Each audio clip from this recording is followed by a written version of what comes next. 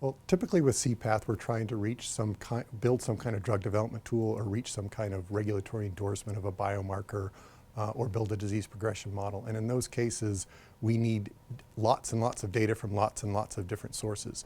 So in order for us to get that data, we need contributors to share that data with c-path, and it can be from failed clinical trials or successful clinical trials. It can actually come from trials in animals.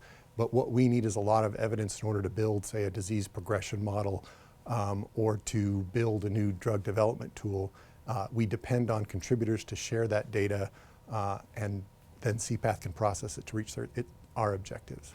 Typical contributor is a pharmaceutical company who's run a clinical trial, and that could be a failed clinical trial. It could have been a successful clinical trial. Oftentimes the data will come from academic institutions that have run their own experiments. We've actually gotten data from registries, from perhaps a patient registry for a specific therapeutic area. So typically when a clinical trial is run, they have to have a cohort of a specific size in order to build the evidence they need for, say, a new drug that's in a trial.